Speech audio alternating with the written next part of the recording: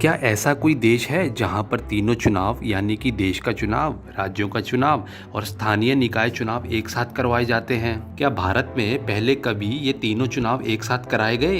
भारत में वो कौन कौन से राजनीतिक दल हैं जो वन नेशन वन इलेक्शन की नीति को अपना समर्थन नहीं देते? नमस्कार दोस्तों, मैं अभिनव ठाकुर ऐसे ही कुछ गजब फैक्ट्स लेकर आपके लिए यह वीडियो लाया हूँ। एक देश एक संविधान, एक निशान, एक प्रधान और एक विधान। कश्मीर से धारा 370 व 35A का खात्मा होने के बाद डॉक्टर श्यामा प्रसाद मुखर्जी का सपना साकार तो हो गया, लेकिन अब इस देश को जरूरत है तो एक देश एक चुनाव की। जी हाँ, वन नेशन वन इलेक्शन। दोस्तों, हमारे देश में एक साल में कई तरह के चुनाव होते हैं, जिसमें पंचायत चुनाव से लेकर नगर निगम चुनाव तक, विधानसभा चुनाव से लेकर लोकसभा चुनाव तक शामिल हैं। साल के कई महीने इन्हीं चुनावों में निकल जाते हैं, जिससे जनता के करोड़ों रुपए इन चुनावों में खर्च तो होते ही हैं, लेकिन देश में बार बार लगने वाली आचार संहिता के कारण देश के कई विकास कार्य रुक जाते हैं, जिसका सीधा असर देश की प्रगति पर पड़ता है। एक देश एक चुनाव, इस नीति के तहत पूरे देश में तीनों चुनाव एक साथ करवाए जाने का प्रस्ताव है। इससे पूरे देश में 5 साल में सिर्फ एक बार ही चुनाव होगा। मोदी सरकार का तर्क है कि इससे न सिर्फ धन की बचत होगी, बल्कि देश को बार बार पड़ने वाले आर्थिक बोझ से भी छुटकारा मिलेगा। दोस्तों, 1951 से लेकर 1967 तक हमारे देश में केंद्र और राज्य चुनावों को एक साथ करवाए जाने की व्यवस्था थी।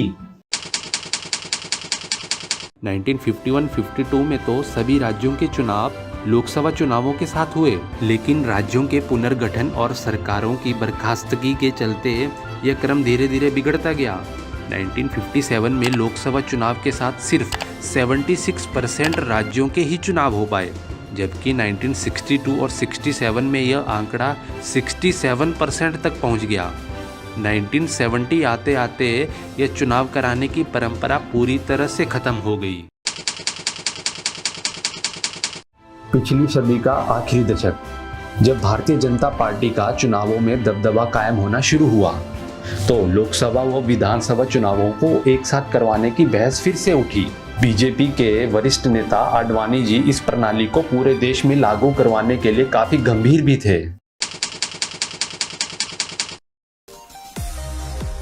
लोकसभा और विधानसभा चुनाव 5 साल में सिर्फ एक बार कराए जाने से सरकारी खजाने पर बोझ कम पड़ेगा। 2014 के लोकसभा चुनाव में कुल 30,000 करोड़ का खर्च हुआ था। 2019 के लोकसभा चुनाव में यह खर्च डबल यानी कि 60,000 करोड़ हो गया।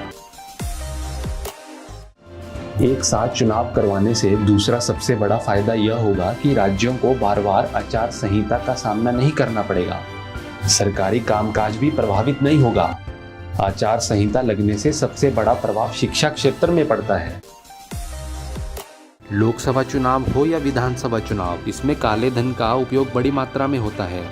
एक साथ चुनाव कराने से निश्चित रूप से इस पर अंकुश लगेगा। देखने में भी आता है कि उम्मीदवार अपनी तय सीमा से काफी ज्यादा राशि खर्च करते हैं, हालांकि रिकॉर्ड नहीं होने पर उन पर कोई कार्यवाही नहीं हो पाती। बार बार चुनाव होने से चुनावी शोर शराबा, रैली, सभाएं व वीआईपी नेताओं के आगमन से आम इंसान को काफी दिक्कतों का सामना करना पड़ता है। एक साथ चुनाव होने से कई हद तक इन चीजों से छुटकारा मिलेगा। दोस्तों, क्यों नहीं एक ही वोटर लिस्ट से पंचायत चुनाव से लेकर लोकसभा तक का चुनाव करवाया जा सकता है।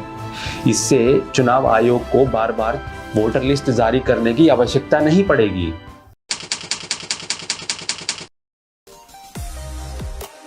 यदि देश में एक साथ चुनाव होते हैं तो सबसे बड़ा नुकसान क्षेत्रीय पार्टियों को होगा। जहां क्षेत्रीय पार्टियां सीमित संसाधनों के साथ चुनाव लड़ेंगी, वहीं राष्ट्रीय पार्टियों के पास रिसोर्सेज की कोई कमी नहीं होगी। यदि एक साथ चुनाव करवाए जाएंगे तो राज्य चुनावों में क्षेत्रीय मुद्दे गायब हो जाएंगे। मतदाता राज्य चुनाव में भी राष्ट्रीय मुद्दों के नाम पे वोट कर सकता है। हालांकि इसकी झलक 2019 के आम चुनावों में देखने को मिली, जब 2019 में हुए सभी राज्य चुनावों में सर्जिकल स्ट्राइक का मुद्दा छाया रहा। दोस्तों, यदि एक देश एक चुनाव इस नीति को लागू किया जाता है तो यह पहला मौका नहीं होगा जब भारत में ऐसा होगा। इससे पहले भी हमारे देश में कई बार एक साथ चुनाव हो चुके हैं। इससे पहले 1951-52, 1957, 1962 और 1967 में लोकसभा और विधानसभा चुनाव साथ साथ हो चुके हैं।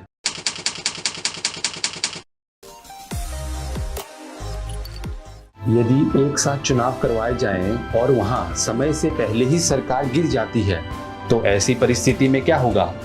क्या वहां शेष समय के लिए राष्ट्रपति शासन लगेगा या अल्पमत सरकारों को ही शासन चलाने दिया जाएगा?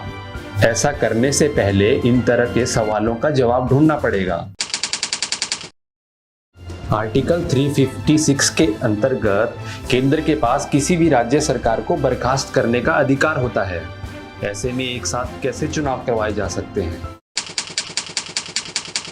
1999 में तत्कालीन अटल बिहारी वाजपेयी सरकार के दौरान लॉ कमीशन ने इस विषय पर एक रिपोर्ट सौंपी थी। लॉ कमीशन ने अपनी रिपोर्ट में कहा कि किसी सरकार के खिलाफ विपक्ष अविश्वास प्रस्ताव लेकर आता है तो उसी समय उसे दूसरी वैकल्पिक सरकार के पक्ष में विश्वास प्रस्ताव भी देना सुनिश्चित किया जाएगा।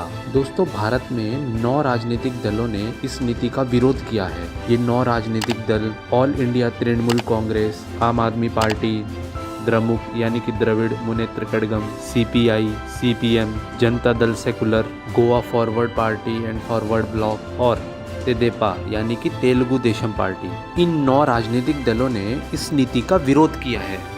दोस्तों, एक साथ चुनाव करवाए जाने के लिए स्वीडन पूरे विश्व के लिए रोल मॉडल रहा है। यहाँ राष्ट्रीय और प्रांतीय के साथ साथ स्थानीय निकाय चुनाव भी एक तिथि पर कराए जाते हैं, जो हर 4 साल बाद सितंबर महीने के दूसरे रविवार को होते हैं। इंडोनेशिया में भी इस बार इसी प्रणाली के तहत चुनाव कराए गए। इंडोनेशिया में तो साल 2019 के चुनाव में 17,000 द्वीपों पर 8 लाख से ज्यादा पोलिंग स्टेशन बनाए गए थे। दक्षिण अफ्रीका में भी राष्ट्रीय और प्रांतीय चुनाव हर 5 साल बाद एक साथ करवाए जाते हैं। दोस्तों, यह कोई पहला मौका नहीं है जब प्रधानमंत्री Modi one nation one election की बात करते आ रहे हों। इससे पहले भी उन्होंने कई बार इस विषय को राष्ट्रीय चर्चा का विषय बनाया है। लॉ कमीशन भी सभी राजनीतिक दलों से अपनी रिपोर्ट मांग चुका है। इसमें कई राजनीतिक दल तो इस नीति का समर्थन करते हैं, कुछ राजनीतिक दल विरोध करते हैं।